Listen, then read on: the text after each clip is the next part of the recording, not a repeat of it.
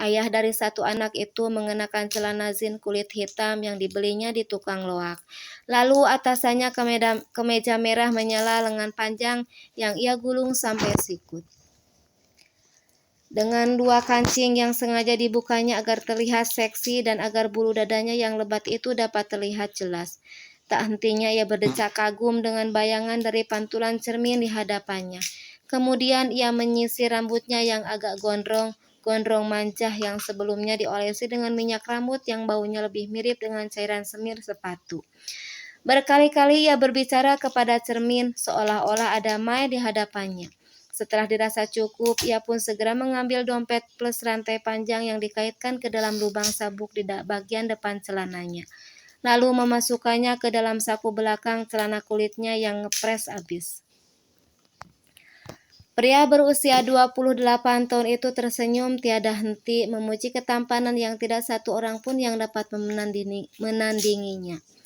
Tak lupa sebelum dirinya meninggalkan kamar, ia membuka sebungkus kolonyet atau tisu basah wangi merek Gatsby dan kemudian mengusap-usapkan ke seluruh permukaan kemeja, kulit leher dan kedua tangannya. Bau kolonyet yang sangat menyengat dirasakan oleh Sobri sangat harum dan membuat dirinya semakin keren.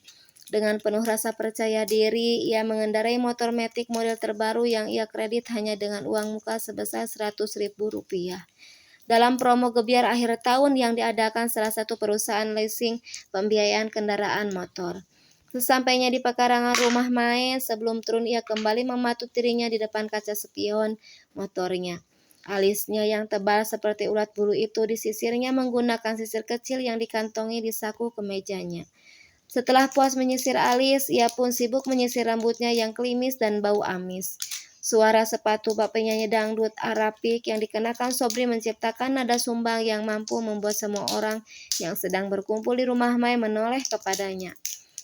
Dengan oper percaya diri, ia menyapa Dahlan yang sedang merokok di teras, melemparkan senyuman termanisnya yang sangat pemanis buatan itu. Manis-manis pahit. Assalamualaikum. Apa? Neng Mainnya ada? Waalaikumsalam. Ada Sob, tunggu ya sebentar apa panggilin dulu. Dahlan bangkit dari tikar dan mengajak keempat anaknya untuk masuk ke dalam rumahnya. Iya, apa? Saya tunggu di luar aja, lebih adem. Hehe. Iya, silakan duduk di tikar. Dahlan masuk lalu mengetuk kamar putri sulungnya itu. Neng, ada Sobri. Ada apa? Apa?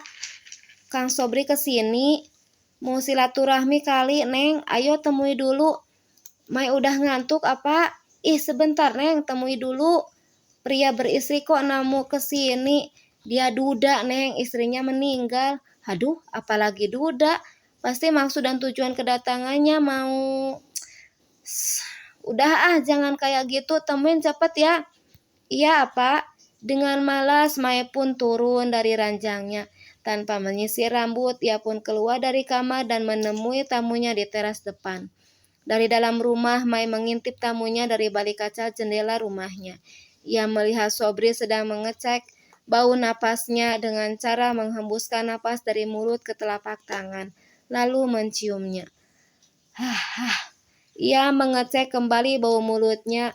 Jangan sampai aroma jengkol yang ia konsumsi saat santap makan malam tadi mengeluarkan bau tidak sedap yang dapat merusak kencannya malam itu.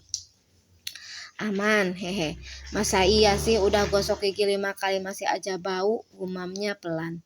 Mai bergidik mengusap lehernya yang tiba-tiba meremang seperti baru saja merasakan kedatangan makhluk astral yang tak kasat mata. Mai berdehem di ambang pintu rumahnya. Sobri menoleh, matanya tampak berbinar.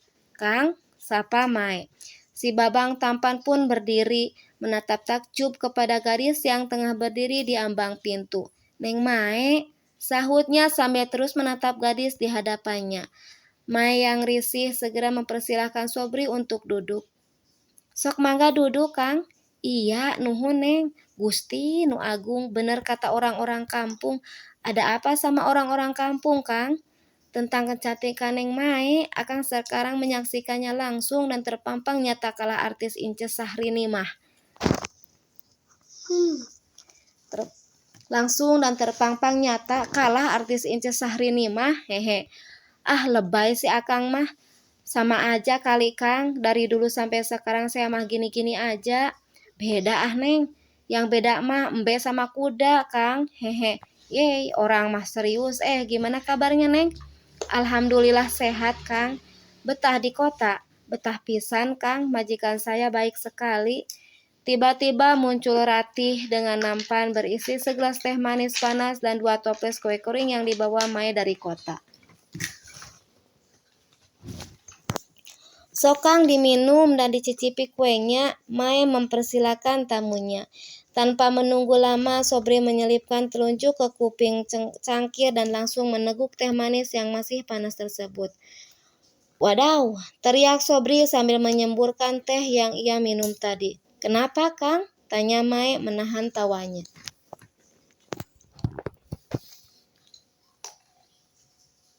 Dari ruang tamu, Ratih tertawa terbahak-bahak.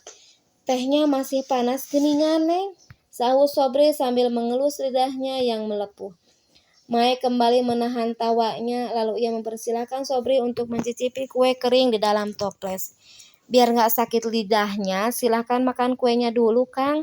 Nuhun, Neng. Tanpa rasa malu, Sobri memasukkan tangannya ke dalam toples bermaksud mengambil kue-kue tersebut dalam jumlah yang agak banyak. Namun karena lubang toples tersebut terlalu kecil, maka saat tangannya akan keluar dari dalam toples, si toples malah ikut terangkat ke atas. Waduh, gimana ini Neng? Lagi-lagi Mae menahan tawa, wajahnya tampak mulai memerah.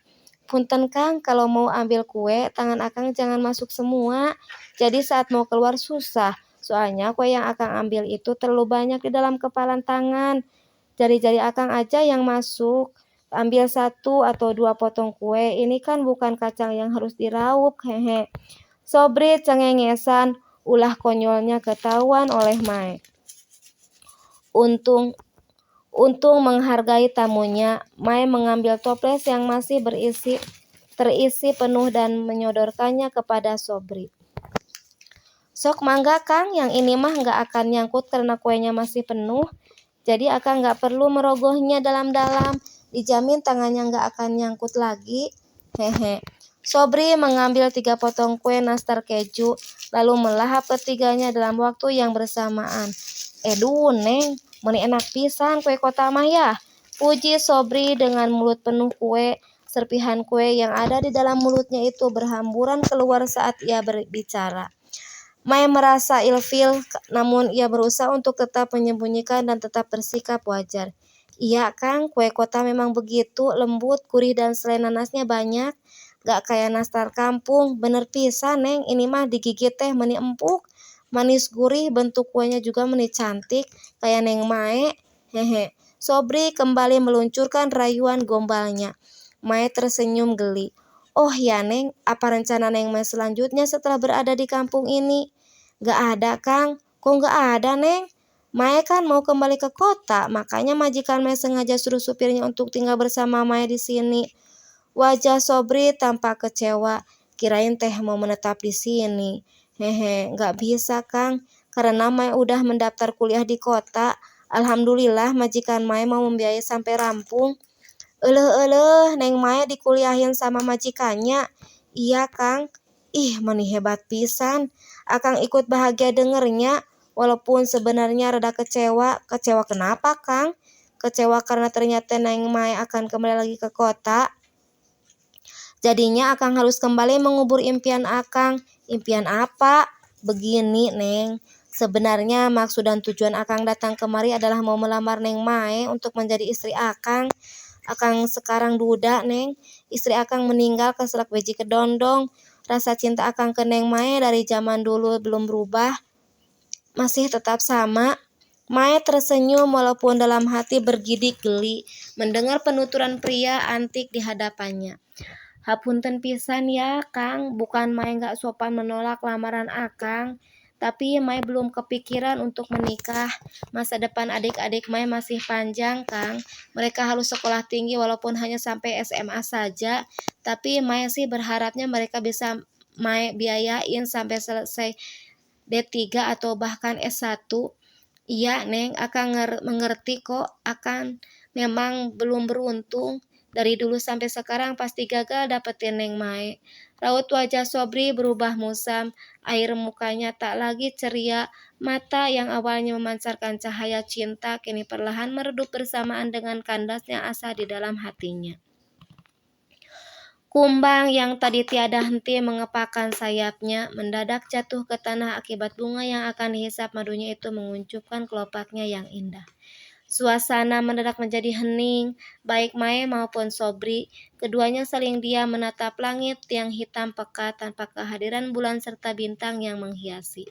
Dinginnya angin malam yang menusuk hingga ke tulang tidak dirasakan oleh Sobri yang sedang patah hati. Melihat suasana sudah tidak kondusif dan hangat lagi, akhirnya Sobri pun memutuskan untuk pulang. Ia berpamitan kepada Mae tanpa banyak bicara. Gadis berpiyama garis-garis merah biru itu pun mengiyakan dan langsung masuk ke dalam rumah tanpa mengantar tamunya sampai ke depan pekarangan rumah. Wajah Sobri ditekuk, rambutnya pun acak-acakan. Langkahnya lemah seperti orang yang belum makan seharian. Ia sama sekali tidak menyangka kalau lamarannya kali ini akan ditolak oleh gadis pujaan hatinya. Nasib, nasib. Dandan udah habis-habisan kayak gini masih aja bernasib sial. Mana kreditan kemeja si Ujang keliling masih ada 50.000 lagi. Sobri membuang napasnya dengan kasar. Langkahnya tak berarah, kakinya selalu menendang setiap benda yang ada di depannya. Sampai tanpa ia sadari, sebuah batu besar hitam yang luput dari pandangan akibat minimnya lampu penerangan di sepanjang jalan setapak yang ia lewati itu pun ditendangnya. Wadaw, sakit! Pekiknya Uang mengaduh, menghentikan langkahnya dan duduk di pinggir jalan sambil mengelus-elus kakinya yang tertutup sepatu. Setelah itu ia pun meneruskan langkahnya, jarak rumahnya yang cukup jauh tak dirasakannya. Rasa kecewa ditolak Mai lebih mendominasi dibandingkan rasa lelah dan sakit di kakinya. Hingga setengah jam kemudian, ia pun telah sampai di teras rumahnya. Duda yang tidak keren itu duduk mengatur napasnya yang tersengal akibat kelelahan. Setelah napasnya teratur, rasa sakit yang melanda kakinya pun telah mereda. Barulah ia menyadari sesuatu yang salah sudah terjadi. Kayak ada yang kurang, tapi apa ya? Gumam Sobri sambil menggaruk-garuk kepalanya yang tidak gatal. Sesaat kemudian matanya membulat sempurna dengan mulut yang terbuka lebar. Dengan kasar ia menepuk jidatnya yang lebar bin luas. Motor! Ya Allah, kenapa bisa lupa pulang jalan kaki dan motor ditinggalin di sana? Sobri, malu-maluin aja kamu mah. Ih, amit-amit, makinya kesal. Sobri, oh Sobri, dirimu sungguh terlalu.